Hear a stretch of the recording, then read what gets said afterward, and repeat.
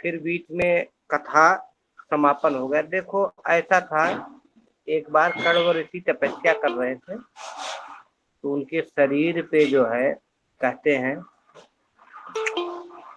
पांस इत्यादि जम गया, तो ब्रह्मा जी ने उसके 3 खंड किए। एक पुराण में आता है कि दधीच की हड्डी से भी 3 धनुष का वर्णन आता है। गांडीव जो अर्जुन के पास था, सारंग जो भगवान कृष्ण के पास था, और जो धनुष अभी टूटा पिनाक। पिनाक कहते हैं यह धनुष ब्रह्मा जी ने भगवान शिव को दिया था। शिव जी ने परशुराम को, परशुराम जी ने जनक को धरोहर के रूप में रखा था, और उस धनुष को भगवान राम ने तोड़ा। तो सारंग के बारे में, सारंग जो है भगवान विष्णु के पास रहता था, बाद में भगवान कृष्ण के पास रहा। यह ऋषि के पास भी रहा है।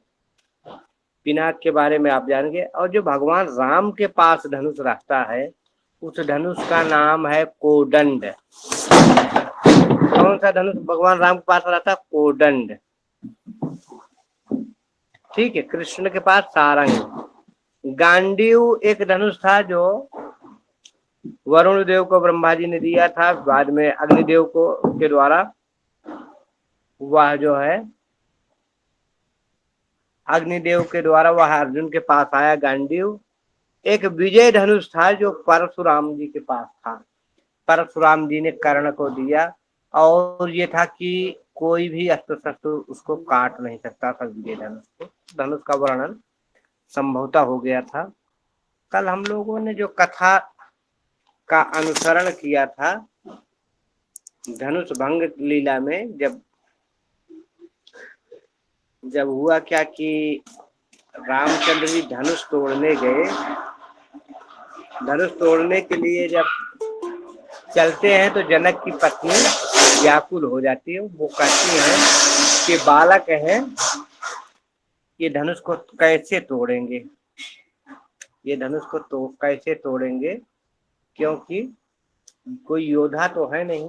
धनुष तो कोई योद्धा तोड़ता, बड़े बड़े रावण बाणासुर आदि योद्धा हारे जब धनुष उठाने में, तो समय नष्ट क्यों करते हैं बच्चों को खेल दिखाने में। लेकिन भगवान राम गुरु हो प्रणाम मन ही मन कीन्हा, अति लाउब उठाई धनु दीन्हा, अदम के उदामिन जिमि जब लयऊ, मुनि नभ धनु मंडल सब भयऊ। और भगवान राम ने धनुष को किया क्या? लेत चढ़ावत खैंचत गाढ़े, काहू न लखा देख सब ठाढ़े। भगवान राम खड़े हुए, धनुष को उठाए, सबने देखा। लेत चढ़ावत, लेत तो देखा, चढ़ाते देखा, लेकिन कब खींचे? काहू न लखा देख सब ठाढ़े ठाढ़े देख रहे। क्या छोटा सा बालक धनुष को उठा रहा, ले रहा, चढ़ा रहा, लेकिन कब टूट गया, कब चढ़ा लिया, कब खींचा, किसी ने नहीं देखा। ते ही क्षण राम मध्य धनु, तोरा भय भुवन गुण घोर कठोरा। जब भगवान राम ने उस धनुष को तोड़ा, उस धनुष को तोड़ा, तो बहुत ही अधिक शोर हुआ, बहुत ही बड़ी आवाज हुई, चारों तरफ धरती कपने लगी। महेंद्र पर्वत पे परशुराम जी विश्राम कर रहे हैं, वहां भी वह आवाज सुनाई दी। गोस्वामी तुलसीदास जी कहते हैं, भे भुवन घोर कठोर रब रवि तजी, रवि बाजी तजी मारगु चले, चेकर रे गज डोल मही, कोल कोरुम कलमले, सुर या सुर मुनि कर कान दीन्हे, सकल विकल विचारही, कोदंड खंडेउ राम तुलसी जयति बचन उचारहि को दंड कंडेऊ राम तुलसी जयति बचन उचारहि। अत्यंत घोर शब्द हुआ, पूरे संसार के लोग कांपने लगे। कहते हैं सूर्य के घोड़े मार्ग छोड़ करके चलने लगे, दिग्गज चिघाड़ने लगे, धरती डोलने लगी, शीश वाराह कच्छप कलमला उठे, देवता राक्षस मुनि कानों पर हाथ रखकर सब व्याकुल होकर विचरने लगे। तुलसीदास जी कहते हैं कि जब सबको निश्चय हुआ, सबने ध्यान दिया, बड़े बड़े ज्ञानी ध्यानी, जब सबको निश्चित हो गया कि कोदंड को श्री रामचंद्र जी तोड़ दिए, तब सबके मन का संदेह मिटता है और सब राम राम, श्री रामचंद्र जी की जय, श्री रामचंद्र जी की जय करने लगे। देवता लोग जो है नभ से सुमन वृष्टि करने लगे, अर्थात पुष्प वृष्टि करने लगे। श्री रामचंद्र जी की जय होने लगी, सखियां मुदित हो गई, चारों तरफ रामचंद्र जी की जय, सखियां फूल फेंक रही है, मंगल गीत शुरू हो गए, मधुर धुन बजने लगी और जनक के यहाँ जो उत्साह भर गया। उधर महेंद्र पर्वत पे क्या कहते हैं, परशुराम जी को जब ये बात सुनाई दी तो उन्होंने ध्यान दिया और उन्हें पता चल गया कि धनुष टूट गया। और धनुष कौन है? वह कोदंड है जो उन्होंने, परशुराम जी ने जनक जी को सुरक्षित रखने के लिए दिया है। तो आज कोदंड टूट गया, किसने तोड़ा यह बात क्लियर नहीं हुई, यह बात कंफर्म नहीं हुई, इसलिए परशुराम जी उधर से चल रहे हैं, अपने फरसे को लेकर परशुराम चल रहे हैं। और इधर हुआ क्या, जनक जी के यहाँ सब देखे, सब लोग ठाड़े, जो विरोधी राजा थे जो, वो परेशान हैं कि ये धनुष टूट कैसे गया, ये धनुष टूट कैसे गया, हम लोग तो इसको उठा नहीं पाए, धनुष टूट कैसे गया, ऐसा सब सोच रहे हैं। उसी समय भगवती सीता को जो है सखियों द्वारा ले आया जा रहा है और मंगल गीतों के साथ भगवती सीता जी राम के गले में जयमाल डालना चाहते हैं। तो राम की लंबाई थोड़ा भगवती सीता से ज्यादा है, तो कहते हैं सखियां कहती हैं कि झुकी जइयो ये राज कुमार, लली मरी छोटी है, झुकी जइयो ये राज कुमार, लली मुरी छोटी है। कि शादी ब्याह में औरतें थोड़ा मजाक करती हैं, शादी ब्याह में औरतें थोड़ा मजाक करती हैं। तो चूंकि दूल्हा ब्राह्म बनेंगे, शर्त के हिसाब से विवाह ही हो गया, क्योंकि शर्त क्या था, जो धनुष तोड़ेगा वही सीता को पाएगा। तो सखियां थोड़ा मजाक के स्वर में कहती हैं कि झुकना पड़ेगा तुम्हें नारी के आगे, झुकना पड़ेगा तुम्हें नारी के आगे, झुके कितने हैं बलवीर, लली मुरी छोटी है, झुकी जइयो जरा रघुवीर, सिया मेरी छोटी है, झुकी जइयो जरा रघुवीर, सिया मोरी छोटी है। जब झुकने की बात कहती है सखियां भगवान राम को, तो रघुवंशी को झुकना थोड़ा पसंद नहीं है। रघुकुल की एक मर्यादा है, वो झुकते किसके आगे हैं? गऊ के आगे, ब्राह्मण के आगे, अपने बड़ों के आगे। और सखियां कहती हैं नारी के आगे, और वो नारी जो आपको पत्नी के रूप में आएगी। बड़ा अजीब लगा कि पत्नी के आगे मैं झुकूं। पत्नी को तो वो पुरुष प्रधान समाज था, पत्नियां जो है पुरुष के चरणों में पड़ती थी, तो बड़ा अजीब लग रहा है राम जी को। लक्ष्मण जी साथ में हैं, लक्ष्मण जी को लगा कि भाई सखियां कह रही हैं, कह तो रही विनोद के भावना से, मजाक की भावना से, लेकिन भगवान राम जब झुकेंगे नहीं तो जयमाल पड़ेगा नहीं, और जब जयमाल पड़ेगा नहीं तो भगवती का विवाह कैसे होगा। यहाँ तो हंसी हंसी में चैलेंज भी दे रही हैं सखियां, और रघुवंशी जो है रघुवंशी चैलेंज नहीं स्वीकार करते। रघुवंशी चैलेंज नहीं स्वीकार करते। चैलेंज को तो स्वीकार करते हैं। कोई चैलेंज दे, कहते हैं कि अगर एक बार काल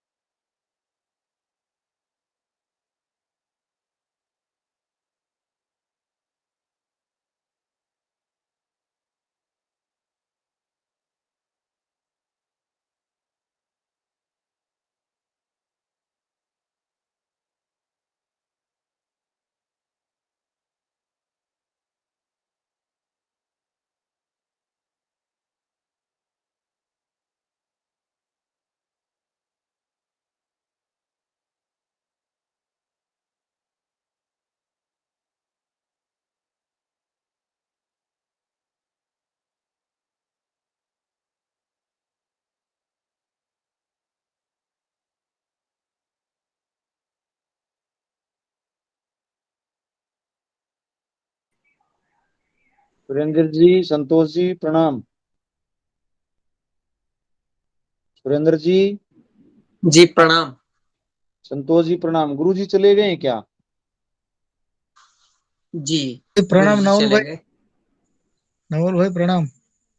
प्रणाम संतोष भाई जी। वो गुरु जी को कोई कॉल आ रही होगी या कुछ व्यवधान आया हो। आ गए गुरु। आगे आगे गुरु जी आगे। जी माफ करेंगे, थोड़ा सा एक्चुअली होता क्या कि कोई फोन आ जाता है ना, तो फोन जैसे उठाओ, फोन उठाते ही ग्रुप से बाहर हो जाते हैं, फिर ज्वाइनिंग के लिए ढूंढो, तो ये दिक्कतें आती हैं। गुरु जी तो को कथा चल रही है और मेरे मन में दो एक क्वेश्चन आया है छोटा सा। जी जी। पिनाक धनुष गांडीव विजय और एक धनुष और बताया आपने, सारंग। सारंग। वो किसके पास था? सारंग धनुष भगवान विष्णु के पास था, बाद में भगवान कृष्ण के पास था। और कई जब लक्ष्मणा का स्वयंवर में उसका यूज किया था, उसका प्रयोग जब लक्ष्मणा का स्वयंवर में भगवान कृष्ण ने किया था। जी गुरु ठीक जी। है जी। हो गया, हो गया, क्लियर हो गया सबका? हाँ जी गुरु जी, हाँ जी। हाँ, तो चलते हैं विषय वस्तु पे। बड़ा अच्छा लीला चल रहा था, भगवान राम के सखियों के साथ विनोद वार्ता हो रही थी, उसी समय फोन गड़बड़ कर गया। तो चलते हैं विषय वस्तु पे। सखियां कहती, झुकी जइयो जरा रघुवीर, सिया मेरी छोटी है, झुकी जइयो जरा रघुवीर, लली मेरी छोटी है, झुकना पड़ेगा तुम्हें नारी के आगे, झुकना पड़ेगा प्रभु नारी के आगे, झुके कितने हैं बलवीर, लली मोरी छोटी है, झुकी जइयो जरा रघुवीर, सिया मेरी छोटी है। अब रामचंद्र जी को जब ऐसा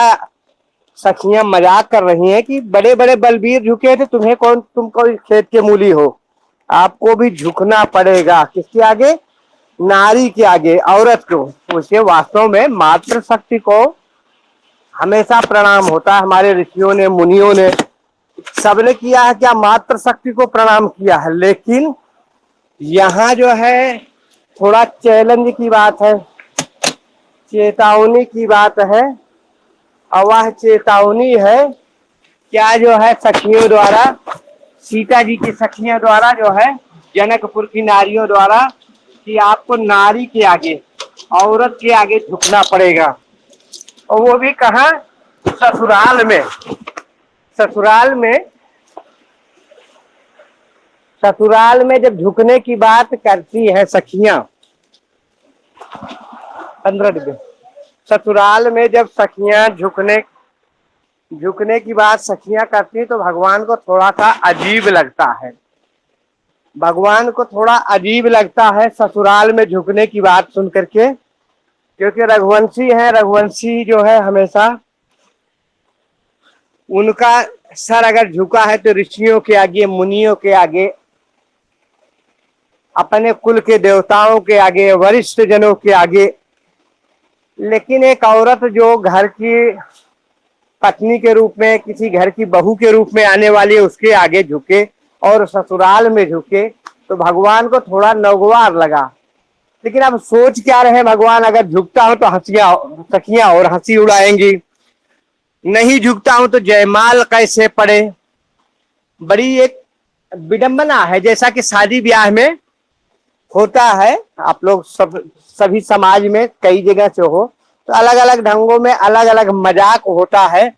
सखियां जो गांव की औरतें होती हैं मजाक करती हैं और दूल्हे को बेवकूफ बनाना चाहती हैं, दूल्हे को हंसी का पात्र बनाना चाहती हैं। वही लीला आज है। और भगवान निर्णय लेने में सक्षम नहीं है। भगवती सीता सोच रही है कि जब तक ये झुकेंगे नहीं तो कैसे करूंगी, जयमाल कैसे डालूंगी। लक्ष्मण जी ने किया क्या? तुरंत ही भगवान श्री रामचंद्र जी को प्रणाम किया। और जब लक्ष्मण जी झुक के प्रणाम किए, साष्टांग प्रणाम करे, तो श्री रामचंद्र जी झुक के लक्ष्मण जी को उठाना चाहा। उसी मौके का फायदा वैदेही सीता ने उठाया और भगवान राम के गले में जयमाल डाल दिया। बोलो सियावर रामचंद्र की जय। जय जय। तो भगवान के गले में जैसे ही जयमाल पड़ा, तालियां बजने लगी, पुष्पवृष्टि होने लगी, सुंदर सुंदर गीत होने लगे।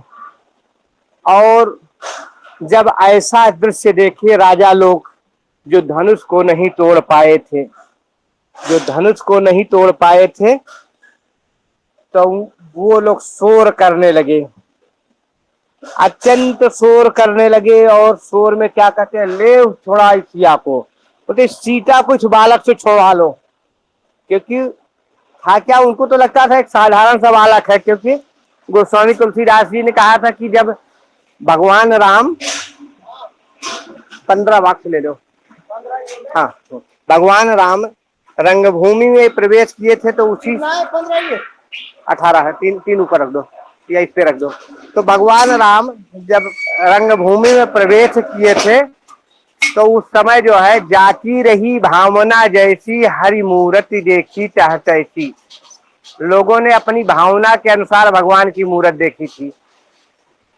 जो दुष्ट राजा थे उनको लगता था भगवान काल के स्वरूप में आ गए हैं। जिनको लगता था अरे ये तो बालक है, उनको बालक स्वरूप। जो जो साधु राजा थे उनको भगवान दिखाई दे रहे हैं। शंख चक्र गदा पद्मधारी भगवान दिखाई दे रहे हैं। और जो जनकपुर की औरतें थे उनको कोमल स्वरूप राम दिखाई दे रहे थे। जो दुष्ट राजा थे उनको तो बालक रूप में ही दिखाई दे रहे थे। तो उनको बड़ा आश्चर्य हो कि बालक धनुष तोड़ लिया। तो उन्होंने किया क्या कि ले छोड़ा इस सिया को इससे छुड़ा लो और मारो, पकड़ लो। एक एक करके तीनों को फेंक दो।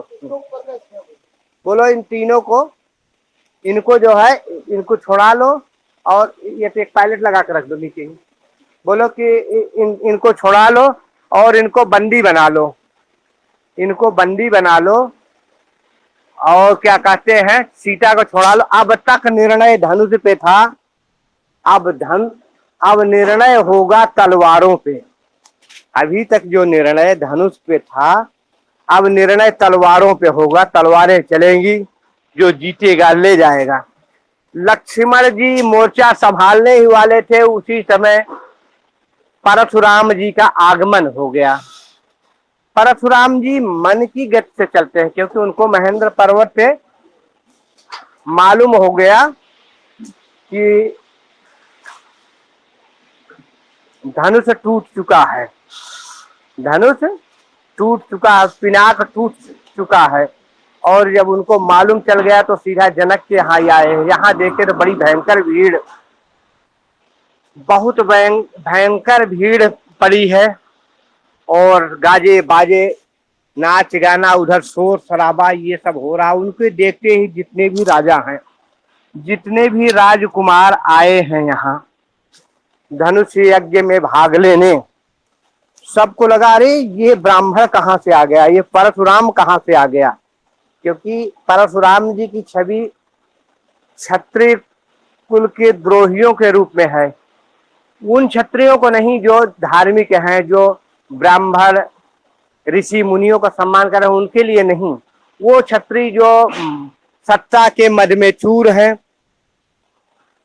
हमेशा अनैतिक कृत्य करते हैं, जो देवता ब्राह्मण गौ इत्यादि का सम्मान नहीं करते, जो हमेशा सत्य के मद में चूर होकर के लोगों का अपमान करते हैं, औरतों के साथ भोग विलास में तल्लीन रहते, किसी की बहन बेटी, किसी राजकुमारी का अपहरण कर लेते हैं।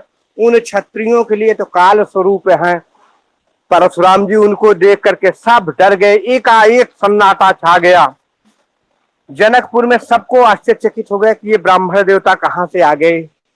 अचानक परशुराम जी का आगमन सबको भयभीत कर दिया। देखते देखते कुछ राजा तो भागना शुरू किया, कुछ सामने पड़ करके अपने बाबा, अपने पिताजी का नाम और अपना, महाराज प्रणाम करता हूँ, मैं फला राजा का नाती, फला का बेटा या फला का पोता, फला का नाती, फला का बेटा आपको प्रणाम करता हूँ। ऐसे ऐसे करके राजा लोग इधर उधर शुरू हो गए। एक ने तो कहा बड़ा अच्छा हुआ हमसे धनुष नहीं टूटी, बड़ा अच्छा हुआ हमसे धनुष नहीं टूटी, नहीं धनुष टूट जाती फिर भी शादी न हो पाती। ये आज फरसे वाले पंडित जी आके काट ही डालते मुझे। ये फरसे वाले ब्राह्मण देवता परशुराम जी से आज हम नहीं बच पाते, अच्छा हुआ अब राम मारे जाएंगे। इस प्रकार से अलग अलग भावनाएं लोगों में हो रही है। और सब अपने अपने कुल के, मैं फला वंश के, फला राजा का नाती, फला का पिता, फला हमारे पिता है, फला का बेटा आपको प्रणाम कर रहा हूँ। राजाओं ने अपने अपने ढंग से परशुराम जी को प्रणाम किया। उसी समय प्रणाम करके सब जो है शांत हो रहे थे, उसी समय विश्वामित्र जी जाके मिलते हैं। जनक जी प्रणाम करते हैं, वैदेही सीता को बोलते हैं, पुत्री प्रणाम करो। अखंड सौभाग्य का वर देते हैं परशुराम जी। श्री रामचंद्र जी और लक्ष्मण जी को लेकर जब विश्वामित्र जाते हैं, प्रणाम करते हैं, तो उनको देख करके परशुराम जी दंग हो जाते हैं। ऐसी मधुर मूरत, अर्थात आप कह लो साक्षात भगवान को देख करके, जो आज स्वयं विष्णु अवतार परशुराम जी हैं, वो भगवान राम को देख करके बिल्कुल आश्चर्यचकित हो जाते हैं और विश्वामित्र से पूछते हैं कि है ऋषिवर, ये किस राजा के संतान है, किस कुल को अलौकिक किए हैं,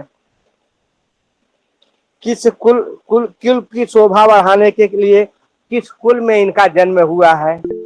ऐसी मधुर मूरत तो हमने नहीं देखा है। इनके पिताजी कौन हैं, इनकी माँ कौन है, और ये कहाँ से जो है ये ब्रह्मचारी के वेश में आपके यहाँ आए हैं, आपके साथ है, आपके शिष्य है। ये स्वभाव से तो ब्राह्मण नहीं प्रतीत होते हैं। इनका जो लक्षण है, वेश तो इनका ब्राह्मणों का है, ब्राह्मण वेश, ब्रह्मचारी वेश में है, लेकिन ये जो है इनका तेज पुंज इनको ब्राह्मण की ओर नहीं, अर्थात ये किसी क्षत्रिय के कुंवर लग रहे हैं। लेकिन ये ब्राह्मण के वेश में आपके पास कहाँ से आए, कैसे हैं, इनका परिचय बताने का कृपा करें। परशुराम जी जब ऐसा पूछते हैं तो विश्वामित्र जी बताते हैं कि ये अयोध्या नरेश महाराज दशरथ के 4 पुत्रों में 2 पुत्र राम है और लक्ष्मण है, और हमने इनको अपने यज्ञ की रक्षा के लिए उनसे याचना करके ले आए हैं। ये मारी, सुबाव और ताड़ुका इत्यादि राक्षसों के वध करने वाले बड़े वाले राम और उनके छोटे भैया ये लक्ष्मण हैं। और परशुराम जी को प्रणाम करते हैं राम जी और लक्ष्मण जी, क्योंकि उस समय सबका माहौल यही था कि अपने अपने पिता, अपने अपने गोत्र, अपने अपने दादा परदादा के नाम से सब संबोधित करके मैं उनका पुत्र फला हूँ, प्रणाम कर रहे। तो इस प्रकार श्री रामचंद्र जी ने भी बोले, महाराज हम चक्रवर्ती महाराजा दशरथ के पुत्र राम आपको प्रणाम करते हैं। बहुत अच्छा राम को वरदान देते हैं, राम को आशीर्वाद देते हैं। आशीर्वाद दे के बैठते हैं। फिर अब माहौल था क्या कि राजाओं का प्रणाम करने, इधर राम लक्ष्मण का परिचय, सीता का प्रणाम, जनक जी के प्रणाम, विश्वामित्र से मिलने से थोड़ा सा परशुराम का दिमाग ठंडा हुआ था। परशुराम जी शांति हुए थे कि एकाएक उनकी निगाह टूटे हुए पिनाक पे पड़ती है, टूटे हुए उस पिनाक धनुष पे पड़ती है। उसको देख करके गुंडा थोड़ा सा, माफ करेंगे, गुंडा मुंह, थोड़ा सा गुस्सा मुंह पे आ गया और गुस्से में लाल होते हुए परशुराम जी ने प्रश्न किया जनक से, हे जनक, यह बतलाओ यह नृप दल किस लिए आया है, यह राजाओं का दल किस लिए है, यह महाउत्सव किस लिए था।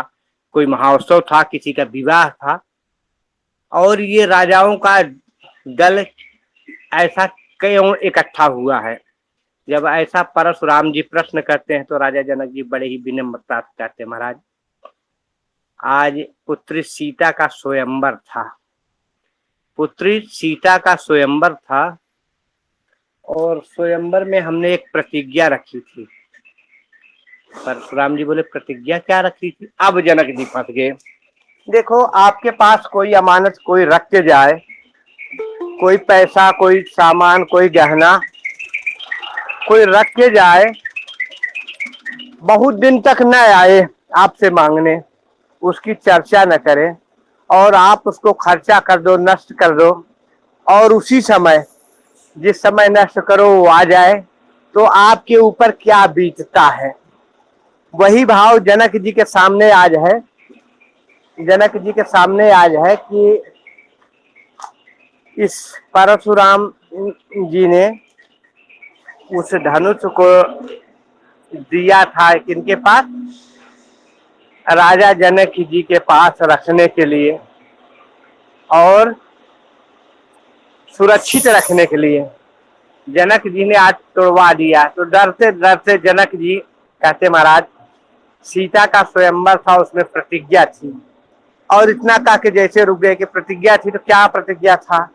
प्रतिज्ञा था कि जो धनुष को तोड़ेगा सीता उसको अर्पण होगी। बस धनुष को तोड़ना ही परशुराम जी के कानों में पड़ना, परशुराम जी के क्रोध बढ़ गया। उन्होंने स्पष्ट कहा, अय मूर्ख जनक तू यह बतला, यह धनुहा किसने तोड़ा है? अय मूर्ख जनक तू यह बतला, यह धनुहा किसने तोड़ा है? इस भरी स्वयंवर में सीता से नाता जोड़ा है।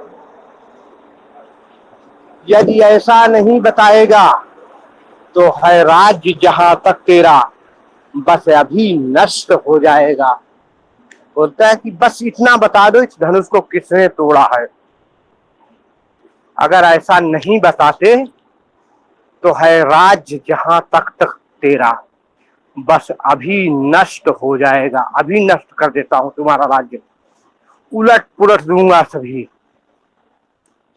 तेरी जुड़ी समाज, अगर ऐसा नहीं बताते तो तुम्हारी जो समाज जुड़ी है इतनी बड़ी, सबको उलट पलट दूंगा।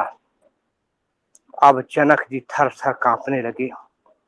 सारे नगर की नर नारियां जो है कंपित हो उठी कि बाप रे, परशुराम जी का। जनक जी कुछ बताने की स्थिति में नहीं। एकाएक जो खुशी का माहौल था, पुत्री का विवाह,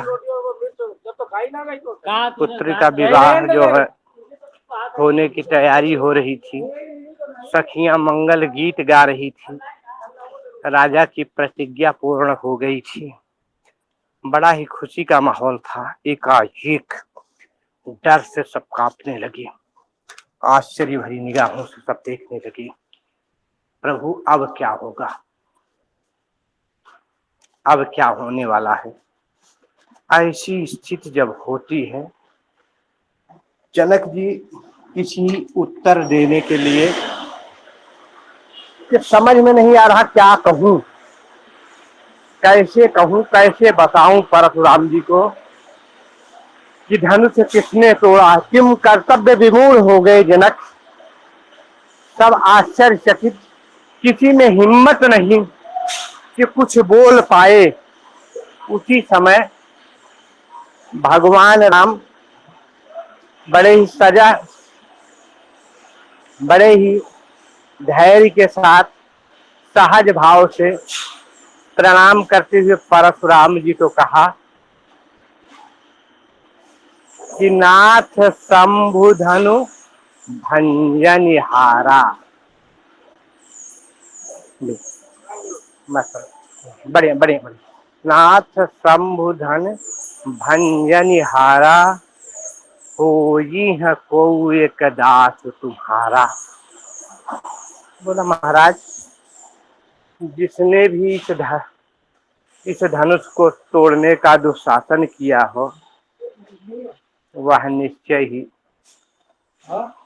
आपका कोई अपना दास होगा।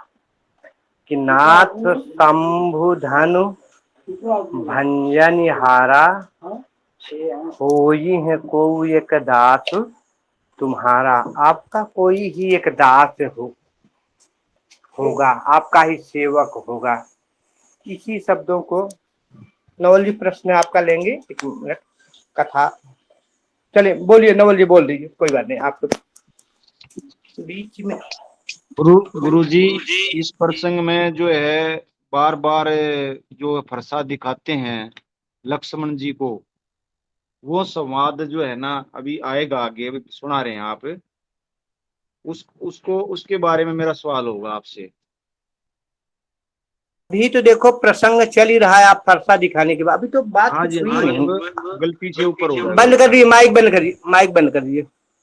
किसी चीज को फिर कोई कथा हो रही तो पूर्ण रूप से सुने। कथाओं में बीच में जो है इस प्रकार का वो करना थोड़ा अनुचित माना जाता है। और कभी भी कहीं भी कथा होती है, आप अगर कोई कथा जानते हो, उससे बढ़िया जानते हो, फिर भी कथाओं में कभी विराम नहीं करना चाहिए। आपका कोई प्रश्न है तो नोट करो, कथा के अंत में पूछा जाता है। हमेशा ध्यान दे दो सब लोग, कथाओं में बीच में बोलना जो है यह एक प्रकार का जो है दोष होता है, पाप होता है, प्रायश्चित होता है।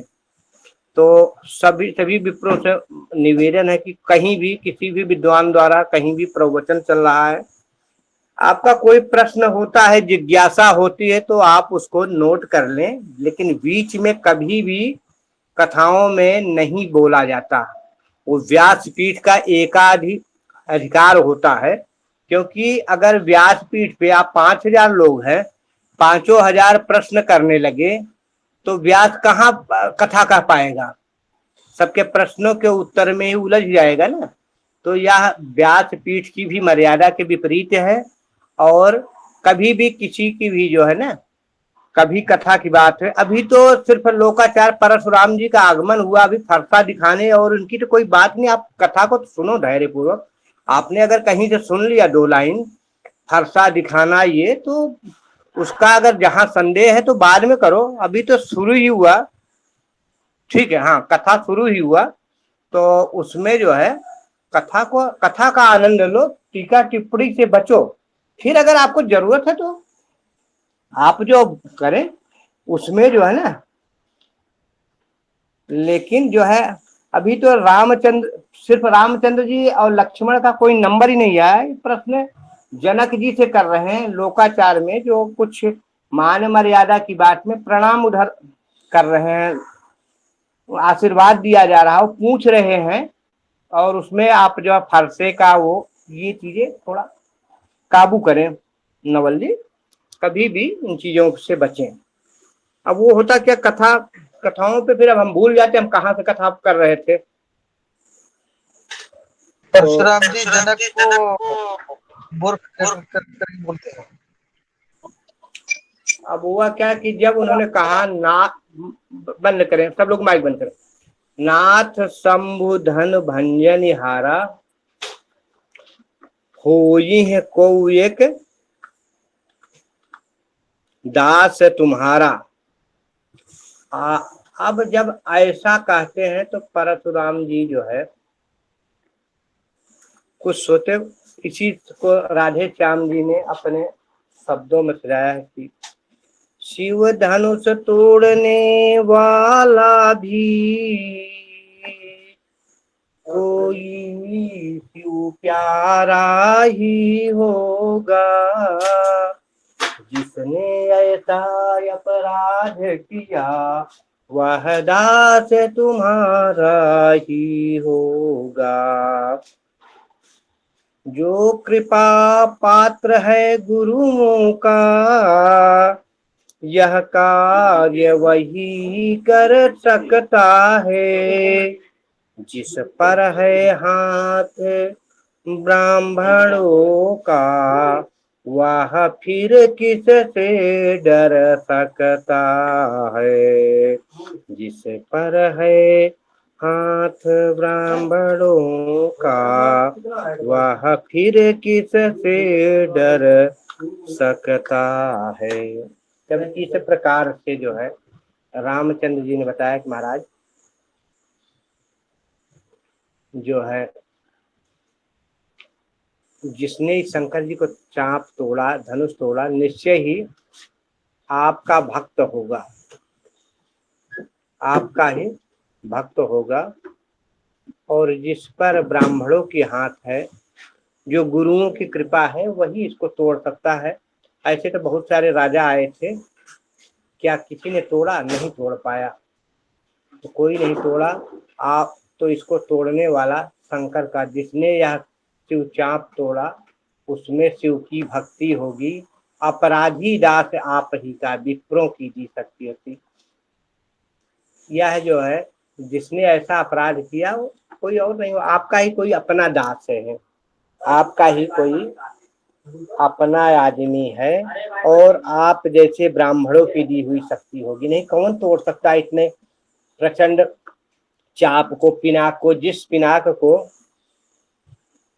जिस पिनाक को बड़े बड़े राजा हिला नहीं पाए, उस पिनाक को कौन तोड़ सकता है? तो इसको तोड़ने वाला कोई आपका ही सेवक, आपका ही दास होगा।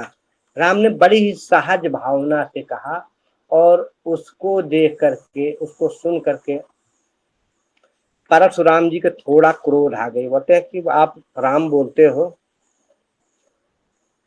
कि आपका दास, अरे सेवक सोई जो करई सेवकाई, सेवक सोई जो करई सेवकाई, अरि करनी करी करई लड़ाई।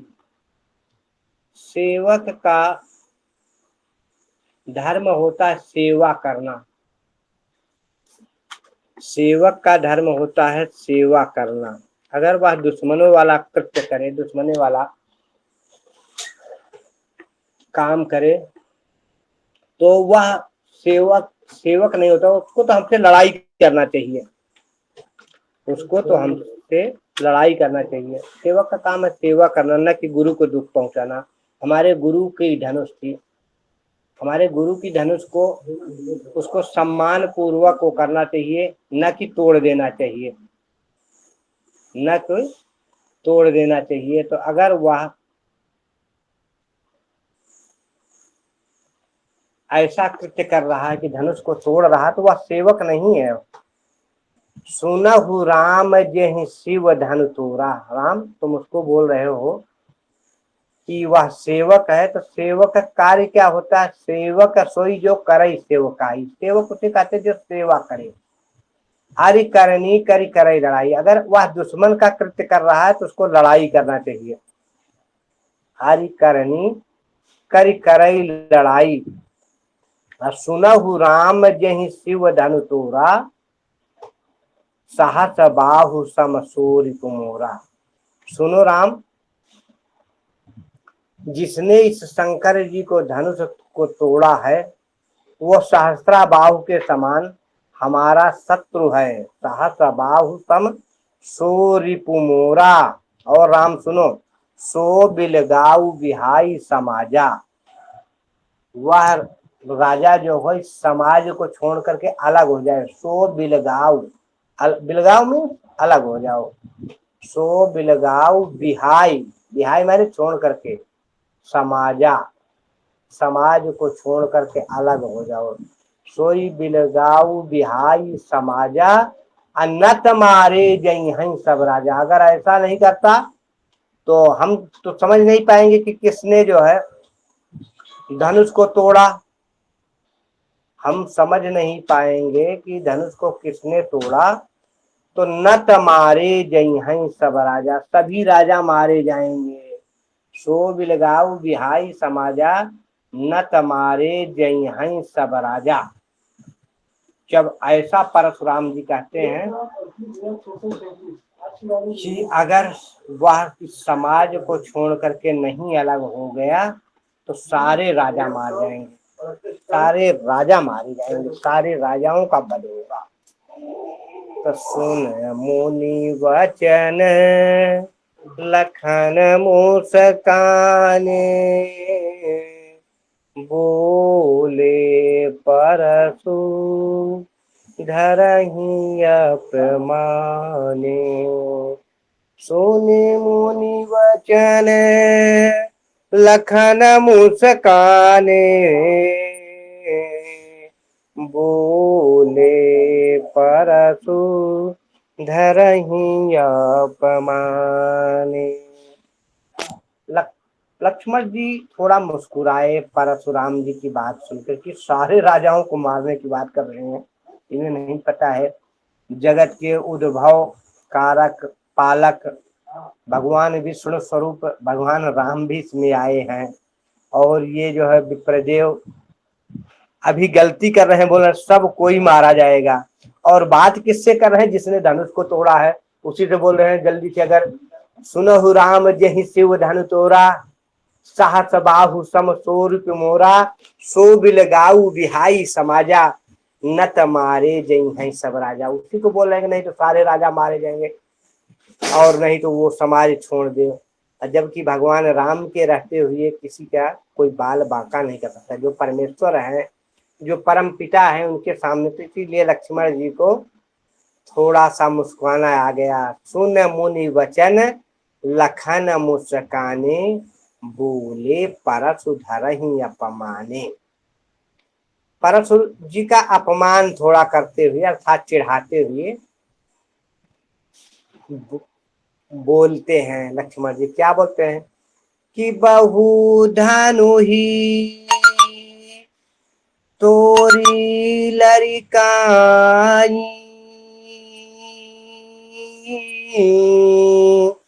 कबहु नयसी ऋषि कीन्हे गोसाई। ध्यान दीजिए, परशुराम जी कहते हैं कि जब परशुराम जी से लक्ष्मण जी कहते हैं जब मैं बालक स्वरूप में था, बालक था अर्थात बच्चा था, तो हमने बहुत सारी लड़कपन में धनुष से तोड़े थे। बहु धनु ही तोरी लरिकाई कबहु न यसरि कीन्हे गोसाई। लेकिन आपने इतना गुस्सा तो कभी नहीं किया। आये ही धनु पर मम ताके ही हेतु सुन ऋषाई कह भृगुकुल केतु। बोलते महाराज इस धनुष पे कौन सा आपका ममता है, क्या रिश्तेदारी है? कोई रिश्तेदारी इससे बना के रखा? लड़कपन में तो पता नहीं कितनी धनुएं हमने तोड़ दिया, कभी आप गुस्सा किए ही नहीं। और इस धनुष पे आपकी कौन सी रिश्तेदारी है? किस कारण इतना ममता दिखा रहे हैं, किस कारण इतना प्रेम दिखा रहे हैं? इतना सुनकर परशुराम जी को थोड़ा और क्रोध आता है।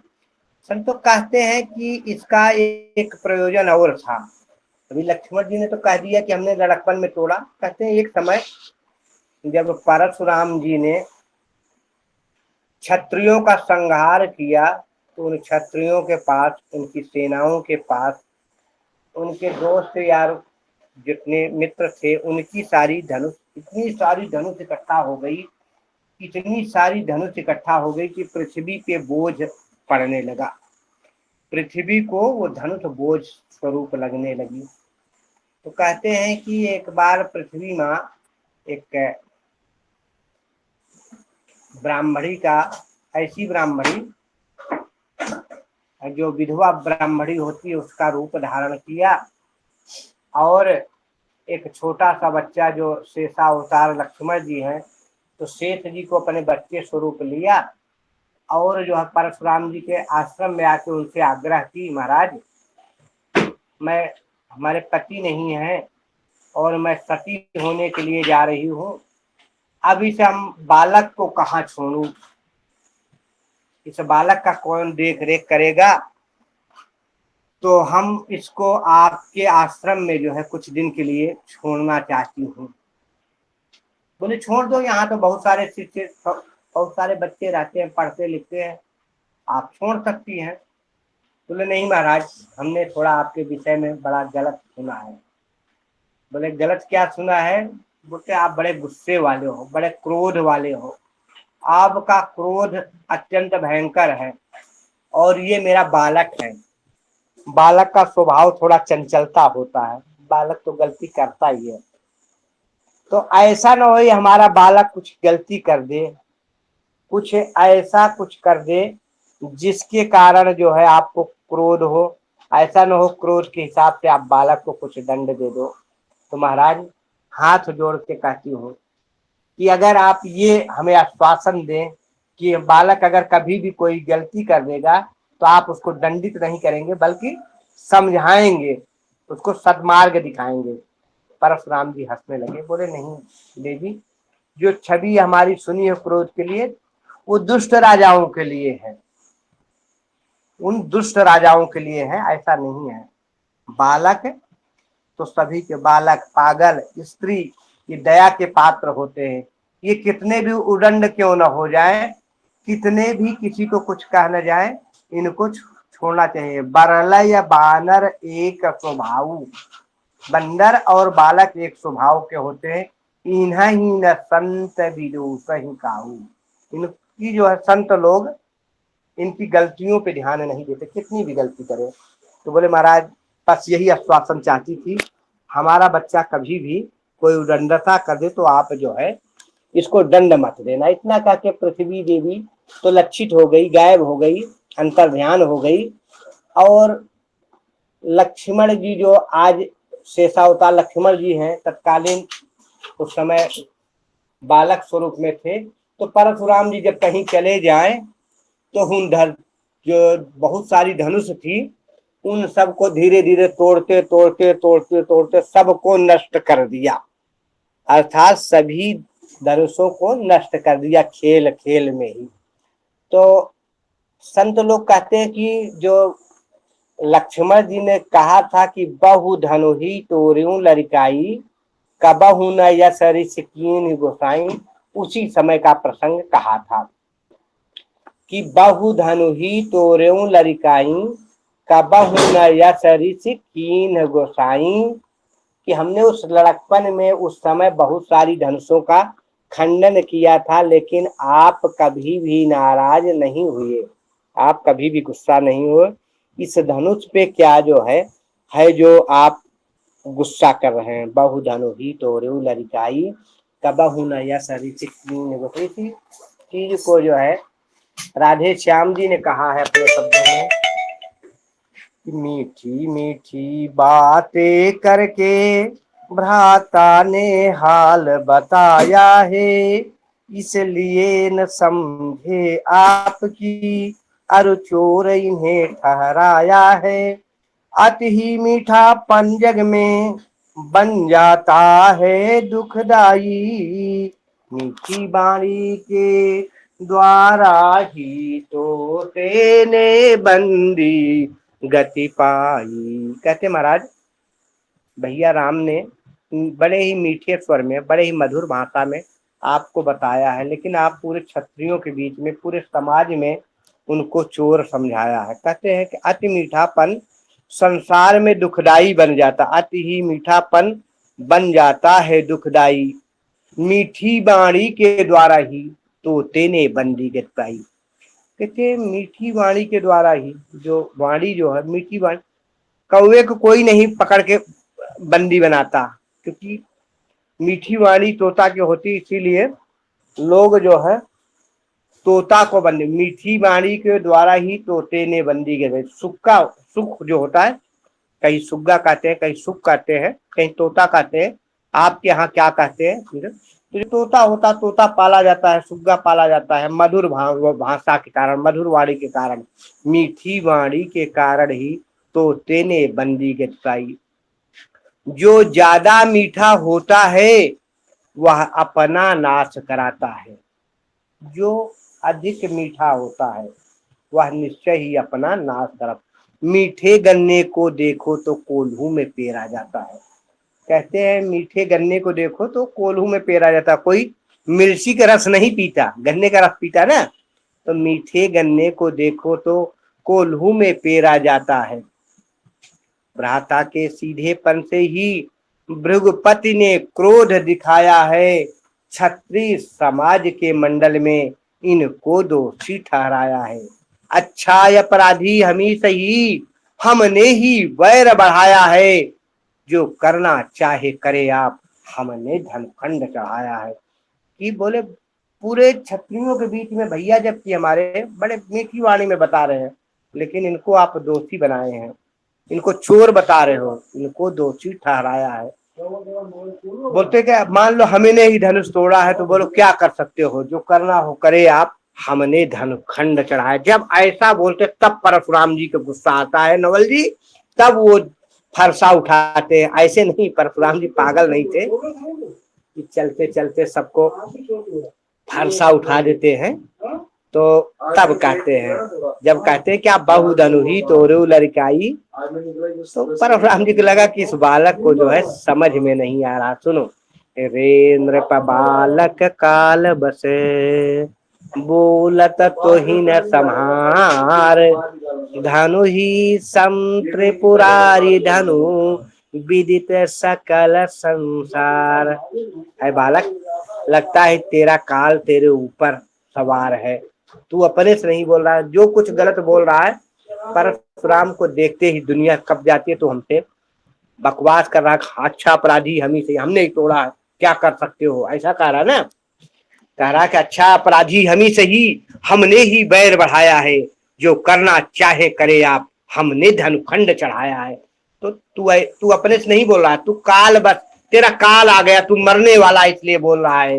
रेंद्र पे बालक काल बसे, अय राजा के लड़के काल बस, बोलत तो ही न संहार, धनु ही सम त्रिपुरारी धनु, विदित सकल संसार। इस धनु ही को तुम और अन्य धनुए की तुलना किससे करें? शंकर जी के त्रिपुरारी धनुष पिनाक से कर रहे हो। धनु ही सम त्रिपुरारी धनु, विदित सकल संसार। तुम्हारा काल आ गया। जब परशुराम जी ऐसा करते गुस्सा होते हैं, तो लखन कहा हंसी हमारे जाना, सुनहु देव सब धनुष समाना, का क्षति लाभू जीन धनु तोरे, अदेखा राम नयन के भोरे। कहते महाराज, लक्ष्मण जी हंसने लगते हैं, बोले आप बोल रहे हो कि धनु ही सम त्रिपुरारी धनु, विदित सकल संसार, इस धनु ही की तुलना कर रहे हो शंकर जी की धनुष पिनाक से। तो महाराज सुन लो। हंस के लक्ष्मण जी बोलते हैं, हमारे लिए तो सभी धनुष धनुष ही है। धनुष को तो धनुष ही कहा जाए, छोटी धनुष हो चाहे बड़ी धनुष हो, मोटी धनुष हो अथवा पतली धनुष हो। तो लखन ने कहा हंसी हमरे जाना, सुनहु देव सब धनुष समाना। आय देवता, आय ब्राह्मण देव, सुनो, यह सारी धनुष हमारे समान है। का क्षति लाभ जीन धन तोरे, अरे इसमें आपका क्या क्षति हो गया और क्या लाभ हो गया? तो पुरानी धनुष थी, जीन माने पुराना। का क्षति लाभ जीन धन तोरे, देखा राम नयन के भोरे। और तिरछी नजर से भगवान राम की ओर देख के लक्ष्मण जी मुस्कुरा के कहते, का क्षति लाभ, प्रभु इसको तोड़ने से आपका क्या क्षति हो रखी? तो थी कोई, आप इसका प्रयोग थोड़ी कर रहे थे। क्या क्षति हो गई आपकी, क्या हानि हो गई और क्या लाभ हो गया? का क्षति लाभ जीन धन तोड़े, इस पुरानी धनुष को तोड़ने से क्या लाभ हो गया? इसका प्रयोग भी तो नहीं कर रहे थे आप। बोले राम नयन के भोरे। और सुनो, लक्ष्मण जी रामचंद्र जी के थोड़ा नेत्र से इशारा करके कहते हैं, इन्होंने कुछ किया थोड़ी, इतनी पुरानी हो गई थी, इतनी पुरानी हो गई थी कि छुअत टूटे, छुअत टूटे रघुपतहीन दोषु, मुन बिनु काज करिय कतरोसु। महाराज गुस्सा मत हो, भैया ने तोड़ा ओड़ा नहीं, इतनी पुरानी हो गई थी, इतनी पुरानी हो गई थी धनुष कि छुअत टूट रघुपतहीन दोषु। इस धनुष को भगवान राम ने जैसे ही छुआ ये टूट गई। अब मुन बिनु काज करिए कतरोसु। पता नहीं आप क्यों इस पे गुस्सा कर रहे हैं, इतना गुस्सा क्यों कर रहे हैं पुरानी धनुष को टूटने से? ये सड़ी गली पुरानी धनुष टूट भी गई तो आप गुस्सा क्यों करें? तो बोले चितई परसु की ओरा, रे सठ सुनहि सुभाऊ न मोरा। अब परशुराम जी के क्रोध थोड़ा और बढ़ गया कि लगता है इसने मेरे बारे में अभी तक सुना ही नहीं है, मेरे से इतनी उदंडता कर रहा है। अरे छत्री तो हमें देख करके डर जाते थे, हमारे आगमन, हमारे पैरों की चाल सुन करके भाग जाते थे। हमसे बात लड़ा रहा है, हमें हंसी, हमारी हंसी उड़ा रहा, हंस हंस के हमें बोल रहा है। परशुराम जी पहले अपने फरसे की ओर देखते हैं। बोले परशु, बोले चितई, चितई माने देखा, परशु की ओरा, अपने परसे की ओर देखा और कहते क्या, रे सठ ऐ दुष्ट, सुन ही स्वभाव न मोरा। लगता है मेरे स्वभाव के बारे में तुमने कभी सुना नहीं, किसी ने मेरे स्वभाव के बारे में तुम्हें नहीं बताया है, इसलिए मेरे से कहते हैं। बालक बोली बधाऊ नहीं तोही, केवल मुनि जड़ जानहि मोहि। ऐ दुष्ट, बस इतनी बोली थे, मैंने बढ़ा क्यों नहीं, तेरा वध क्यों नहीं किया, जानते हो क्यों?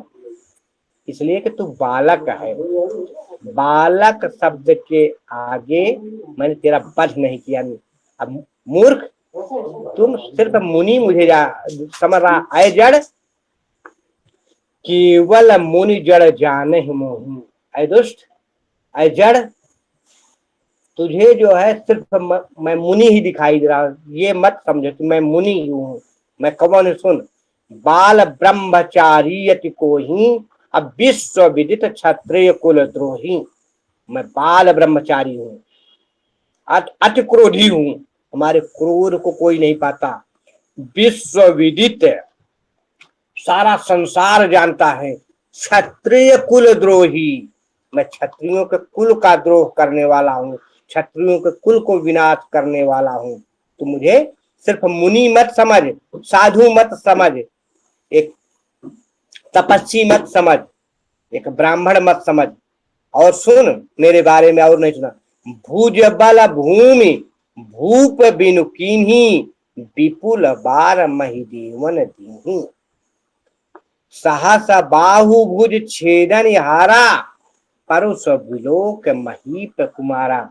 मेरी भुजाओं के बल से, मैं अपनी भुजाओं के बल से मैंने पृथ्वी को राजाओं से रहित कर दिया। अर्थात हमने जो दुष्ट राजा थे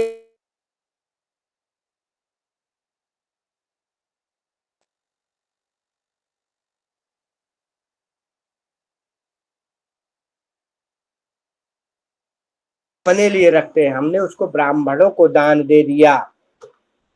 है राजकुमार, सहस्रा बाहु समान जो राजा था, उसके भुजाओं को मेरे इसी फरसे ने काट डाला है, सहस्रा बाहु को। और सुन, मात पिता ही जन सोच बस करही, महेश किशोर गर्भ के अर्भक दलन, परुष मोर यति घोर। अरे बालक, तू अपने माता पिता के सोच के बस न कर, मेरा यह फरसा बड़ा भयानक है, यह गर्भों में बच्चों का भी नाश करने वाला है। तू तो अभी बहुत बड़ा हो चुका है, जो गर्भ में बच्चे होते उनका भी नाश कर देता है। अब जब ऐसा सुना, चूंकि ताऊ की बात सुन रहे हैं, तो परशुराम जी ताऊ की बात कर रहे हैं, लक्ष्मण जी कौन कह रघुवंशी हैं। रघुवंशियों का एक स्वभाव है कि अगर सामने से काल भी कोई युद्ध के लिए करे तो रघुवंशी झुकेगा नहीं, काल से भी लड़ जाएगा। अब रघुवंशी हैं, रघुवंशियों का खून है लक्ष्मण जी में। तभी हाँ से लखन बोले मृदुबानी, अहो मुनि से महा भटमानी, पुनि पुनि मोहि देखावो कोठारू, चाहत उड़ावन फूके पहाड़ू। लक्ष्मण जी कहते हैं, भट्ट माने विद्वान होता है, भट्ट माने वीर होता है, बहादुर होता है। लक्ष्मण जी अभी भी क्रोध से नहीं, हंस के बोल रहे, बिहत लखन, हंसते हुए लक्ष्मण बोलते हैं, मान गए ऋषि जी, आप बहुत बड़े भट्ट हो। भट्ट मानी माने बहुत बड़ा विद्वान, बहुत बड़ा वीर को, बहुत बड़ा जो वीर होते हैं ना, बहुत बड़े वीर को भी भटकाते हैं, बहुत बड़े विद्वान को भी भटकाते हैं। अहो मुनीश महाभटमानी, मैं आपको महावीर जान समझ गया, बहुत ही बलशाली मान लिया। तब पुनि पुनि मोहि दिखाऊ कुठारू, लेकिन आप बार बार मुझको इस फरसा को क्यों दिखा रहे हो? पुनि पुनि मोहि, पुनि पुनि माने बार बार, मोहि माने मुझे, दिखाऊ कुठारू, इस फरसा को दिखा रहे हो। चढ़ा चाहत उड़ावन फूंक पहाड़ू, और आप लगता है फूंक के पहाड़ उड़ाना चाहते हो। अरे बड़े बड़े हवाओं से पहाड़ नहीं उड़ते, आप फूंक से पहाड़ उड़ाते हो। और सुनो, यहाँ कुम्हड़ बतिया को नहीं, जे तर्जनी देख मर जाही। और लगता है आप हमें नहीं जानते, अभी तक आप बोल रहे हो कि आप हमें, हम आपको नहीं जानते, लेकिन सुन लो, आप हमें नहीं जानते। यहाँ कुम्हड़ बतिया को नहीं, यहाँ कोई कुम्हड़े की बतिया, कुम्हड़े की मतलब एक कुम्हड़ा फल होता है, आप लोग उसको क्या कहते हैं, कहीं चीता फल कहते हैं, कहीं उसको कहते हैं, चीता फल को आप लोग क्या बोलते हैं? कुम्हड़े को, हाँ, कहीं चीता कहते हैं, कहीं कुम्हड़ा कहते हैं, कहीं कद्दू कहते हैं, कहीं कद्दू कहते हैं। तो अब आपके यहाँ जो भी कहते होंगे उसको, उस कद्दू कहते हैं, कुम्हड़ा कहते हैं, बोलते हम उसकी बतिया नहीं कहते। जो छोटा फल होता है ना कुम्हड़े के, अगर कोई उसको उंगली दिखा दे तो वो सूख जाता है, मतलब एक प्रकार का एक वो होता है। तो वही कहते हैं कि हम उस कुम्हड़े की कोई छोटी बतिया नहीं, बतिया कहते हैं जो छोटा फल होता है, अर्थात फूल के बाद जो फल होता है। ये तर्जनी देख मर जाही, जो उंगली दिखाने से मर जाता है। देख कुठार सरासन बाना, मैं कछु कहा सहित अभिमाना। बोलते हैं कि मैं कोई कुम्हड़े की बतिया नहीं, तो आप उंगली दिखाओ और मैं मर जाऊं। कुठार धनुष बाण, आपका फरसा धनुष बाण देख करके ही मैं कुछ अभिमान बस कहा, क्योंकि ऋषि होते तो धनुष बाण लेके थोड़ी चलते। आपका मैं फरसा भी देख रहा हूँ, मैं अंधा थोड़ी हूँ, फरसा भी देख रहा हूँ, धनुष देख रहा हूँ, बाण देख रहा हूँ। राजा लोग कभी आपको देख के कैसे कांपे, मैं वो सब देखा हूँ, और मेरे अंदर अभिमान है, मेरे अंदर घमंड है, अपने घमंड बस कुछ कह रहा हूँ, ये मत सोचो। भृगु सुत समाजी जनेऊ बिलोकी। और सुनो महाराज, मैंने आपको कुछ इसलिए नहीं कहा, इतना सब जो कह गए आप, राम को चोर बोल दिए और कुछ कह दिए, मैंने आपको कुछ क्यों नहीं कहा? सुनो, आप बोलते हो हमारे बारे में सुना नहीं, मैं सब जानता हूँ। भृगु सुत, मैं जानता हूँ आप महर्षि भृगु के जो है पुत्र हैं। भृगु सुत समाजी जनेऊ बिलोकी, मैं आपको भृगु, महर्षि भृगु का पुत्र समझ के, प्रकांड विद्वान जो भृगु थे उनके पुत्र समझ करके, और आपका जनेऊ देख करके, जो कुछ कहाऊं सहाऊं ऋषि रोकी, मैंने वो देख करके जो कुछ कहा, अपने क्रोध को रोक करके देखा नहीं। हमारा भी क्रोध थोड़ा कम नहीं है। जो कुछ कहाऊं सहाऊं ऋषि रोकी, सुर महिसुर, सुनो महाराज, सुर महिसुर, सुर महिसुर हरिजन वरुगाई, हमरे कुल इन पर न सुराई। देवता, सुर माने देवता, महिसुर कहते हैं ब्राह्मण, मही माने पृथ्वी, सुर माने देवता। पृथ्वी के देवता कौन होते हैं? ब्राह्मण। तो देवता ब्राह्मण, और हरिजन, हरिजन कहते हैं जो भगवान के भक्त होते हैं। सुर महिसुर और हरिजन अरुगाई, और गाय, कौन? देवता ब्राह्मण और भगवान के भक्त। हमारे कुल इन पर न सुराई, सुराई माने सूर माने वीरता, हमारे कुल पे इन पे वीरता नहीं दिखाई जाती। किन पे? सुर पे, देवताओं पे। हम देवता, क्योंकि हमारे पिता दशरथ जी ने भी देवासुर संग्राम में भाग लिया है। तो सुर महिसुर, देवता ब्राह्मण भगवान के भक्त और गाय, इन पे हमारे कुल में वीरता नहीं दिखाई जाती, हमारे कुल में इनकी पूजा की जाती है। तो भृगु सूत समाझी जने बिलो की, जो कुछ कहा ऊसा हूँ ऋषिरों की। सुर हरि सुर माही सुर हरि जन यरु गाई, हमरे कुलइन पर न सुराई। और आप जो अपनी बड़ी कीर्ति गा रहे हैं, सुनो महाराज।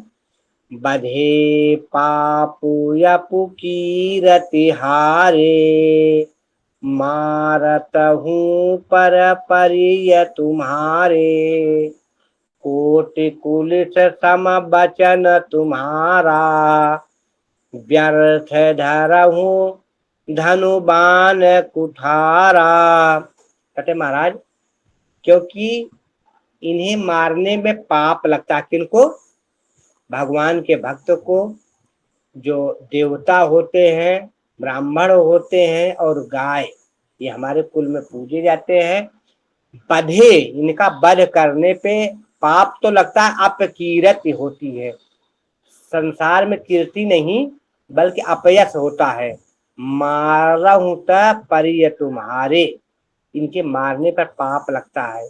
इनसे हार जाने में अपकीर्ति नहीं होती, अर्थात इनसे अगर हार भी जाओ, कोई भगवान का भक्त आपको उल्टा सीधा कर दे, आप हंस के टाल दो, तो आपकी अपकीर्ति नहीं। इसलिए आप मारे तो भी आपके मैं पैर ही पड़ूंगा, क्योंकि क्षत्रिय है और आप हैं ब्राह्मण, और आपका एक वचन करोड़ों वज्र के समान है। धनुष बाण की कुठार तो आप व्यर्थ ही धारण करते, आप वचन से ही, ये धनुष बाण की कोई जरूरत नहीं, आप वचन से ही इसे बाण मार देते हो कि हमारे हृदय जो है वज्र के समान। लेकिन आप हमारे पूज्य हैं, आप मुझे मारोगे भी तो मैं आपके चरणों में ही पड़ूंगा। कोट कुलिस सम वचन तुम्हारा, करोड़ों बाणों के समान आपके वचन है।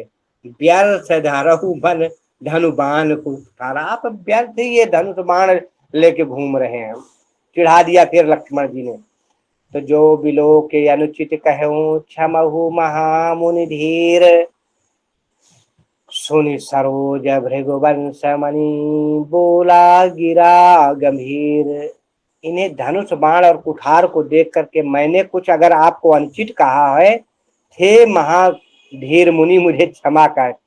यह सुन करके भृगुवंश परशुराम जी क्रोध के साथ गंभीर वाणी में बोले, कौशिक सुनहु, कौशिक कहते हैं विश्वामित्र जी को, कौशिक सुनहु मंदो यह बालक,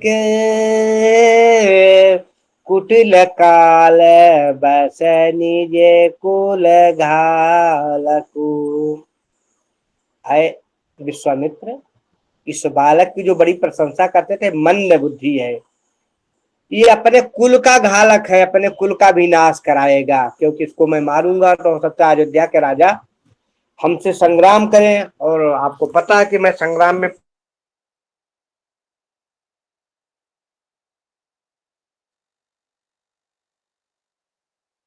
कुल का भी नाश कराएगा। भानु वंश राकेश कलंकु, निपट निरंकुश अबुध असंकु। यह जो है भानु वंश, भानु माने सूर्य को भानु कहते हैं। सूर्य वंश में जन्म लेके यह चंद्रमा, राकेश कलंकु, राकेश चंद्रमा को कहते हैं, चंद्रमा के समान कलंकित है। निपट निरंकुश अबुध असंकु, यह उदंड भी है, बिना बुद्धि का है, निरंकुश है और निपट है, बड़ा मूर्ख निडर है। सूर्य वंश रूपी चंद्र में कलंक है, या बिल्कुल उदंड और निडर है, ऐसा कहते हैं। काल कवल हो यहु क्षण माही, कहूँ पुकार खोर मोहिनाही, तुम हट कहूँ जो चाहूं उबारा, कही प्रताप बल मोर रोसु हमारा।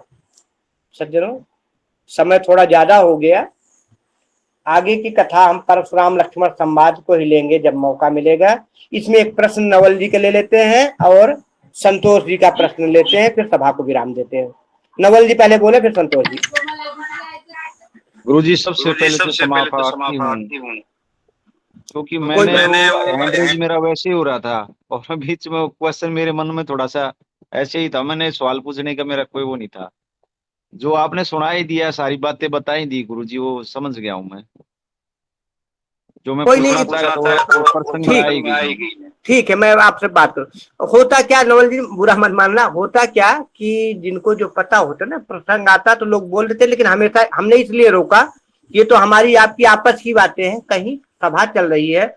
अब आपने हमसे कुछ कथा सुना, वहां विद्वान पुरुष कुछ और कथा सुना रहे हैं और आप इस कथा को वहां उनके वक्तव्य में रोक दिए, तो वहां एक पाप लगता है। कथा के बीच में रोकना एक पाप लगता है, इसलिए मैंने सभी सज्जनों को बताना चाहा आपके माध्यम से। तो माफ गुरुजी कीजिए, मेरे हमें को पाप किसी से मुक्त कर के, देना। हाँ, किसी को कुछ मतलब किसी की गुरुजी आत्मा को ठेस पहुंचाने की इच्छा नहीं थी, हमारा तो बस ये था। ठीक है गुरुजी नवल जी। मेरा भी ऐसा कुछ नहीं था कि मैं कथा को बीच में रोकूं। नहीं नहीं, आपका कोई तो हाथ वैसे ऊपर हो गया था। नहीं नहीं, आपका नहीं नवल जी, एक्चुअली एक स्वभाव होता, हम भी मेरे मनुष्य गुरुजी का एक मेरे स्वभाव। बात मेरे ठीक मन में है, दुख माइक बंद कर रहेगा। लीजिए नवल जी, माइक बंद कर लीजिए। आपका दोष नहीं है। होता क्या ना, एक मनुष्य का स्वभाव होता है कि हम कुछ जानते हैं तो हम प्रश्न पूछे, प्रश्न पूछना भी चाहिए, लेकिन कभी भी सभा में या कहीं जो है अगर कोई कथा हो रही तो कथा के अंदर जो है नहीं करना चाहिए। कथा होने के बाद अपनी मन की जिज्ञासा करना चाहिए। मैंने इसलिए बताया, मैं बताने को उस समय भी बोल देता, लेकिन कि ये पाप लगता हो और आप लोग हमसे कुछ सीख रहे हो और आप कहीं जाके पाप के भागीदार हो, इसलिए मैंने सबको थोड़ा सजग किया। संतोष जी प्रश्न करें, फिर सभा को विराम देते हैं। जी गुरुदेव। गुरुदेव, अभी आपने जो बताया परशुराम जी जो है भृगुपुत्र है, लेकिन शुक्रदेव भी भृगुपुत्र भी है ना, ये पूछना था मेरे हाँ, को। जी जी जी, शुक्रदेव जी भी है। ब्राह्मण एक छोटे मोटे ऋषि नहीं थे, ये लोग बहुत बड़े ऋषि थे। कभी अब अगर आपको जानना चाहे तो अभी खत्म होने पे एक बार नेट पे गूगल पे भृगु ऋषि, भृगु के पुत्रों का वर्णन आप करेंगे तो आ जाएगा। मारीच ऋषि, मारीच के पुत्रों का वर्णन, कण्व ऋषि, कण्व के जितने भी ऋषि बड़े बड़े ऋषि हैं, आप उनके पुत्रों का वर्णन, तो आपको पता चलेगा बहुत सारे देवता आपस में ही रिश्तेदार हैं, लेकिन उनको एक जिम्मेदारी मिली। उस जिम्मेदारी के कारण कहीं दुश्मन के रूप में, कहीं दोस्त के रूप में सब हुए हैं। ठीक है, क्योंकि सृष्टि का, हाँ, सृष्टि का संचालन करना था तो उस समय सब लोग वैसे किए थे। तो सब लोगों के साथ विदा लेता हूँ। हर हर महादेव, शुभ रात्रि। हरि ओम देव शांतिरंतरिक्षगुं शांति पृथ्वी शांतिराप शांतिरोषधयः शांति वनस्पतयः शांतिर्विश्वे देवा शांतिर्ब्रह्म शांति सर्वगुं शांति शांतिरेव शांति सा शांतिरेधि।